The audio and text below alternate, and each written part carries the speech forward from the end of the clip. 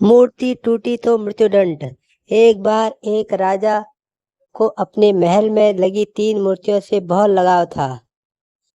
महल में हर कोई इस बात से परिचित था, लेकिन एक दिन सफाई के दौरान एक सेवक से उन 3 मूर्तियों में से एक मूर्ति गलती से टूट गई।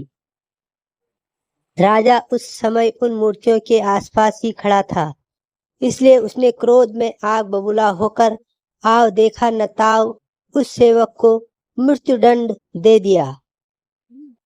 सेवक मृत्युदंड की खबर सुनकर भी संभाव खड़ा रहा और उसने तुरंत बाकी की 2 मूर्तियां भी तोड़ दी। यह देखकर राजा का पारा 7वें आसमान पर पहुंच चुका था। राजा ने उससे पूछा कि क्या तुम पागल हो? क्या तुम जानते नहीं कि यह मूर्तियां कितनी कीमती और कितनी प्रिय हैं?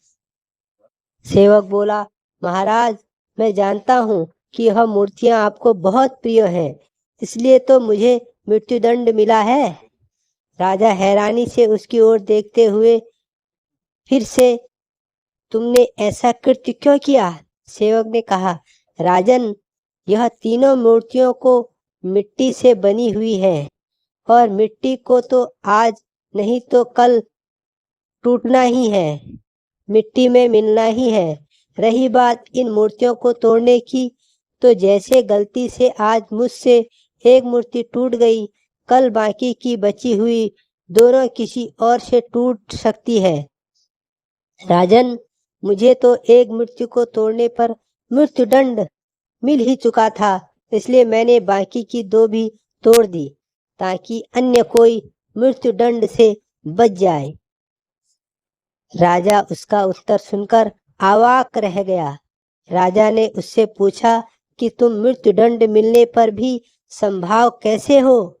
ऐसी विषम परिस्थितियों में भी तुमने धैर्य नहीं खोया, बल्कि तुम दूसरों के भले के बारे में सोच रहे हो, कहीं किसी और को मृत्युदंड न मिले। सेवक बोला, राजन, ईश्वर ने मुझे यह मनुष्य जीवन दिया, हर एक सुख सुविधा उपलब्ध कराई।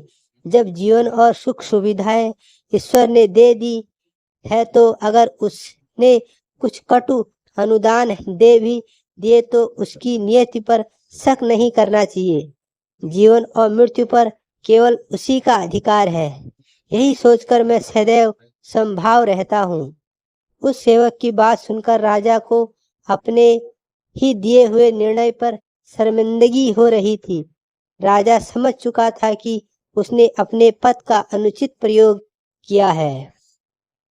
उसे अपने निजी लाभ या हानि के ऊपर उठकर एक राजा के समान न्याय करना चाहिए था। एक मामूली सी मिट्टी की मूर्ति टूटने पर उसने धैर्य खो दिया और किसी निर्दोष व्यक्ति को मृत्युदंड दे दिया। दूसरी तरफ यह सेवक मृत्युदंड मिलने पर भी संभाव था और परिहित में सोच रहा था। राजा को अपनी गलती का एहसास हुआ और उसने सेवक का मृत्युदंड माफ कर दिया। दोस्तों, यह कहानी हमें यह सिखाती है कि मुश्किल परिस्थितियों में भी हमें धैर्य नहीं खोना चाहिए और कोई भी निर्णय क्रोध में नहीं लेना चाहिए।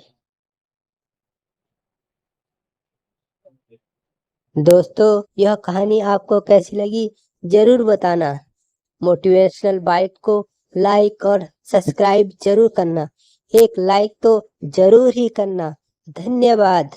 मिलते हैं अगली एक शानदार वीडियो के साथ। तब तक के लिए गुड बाय।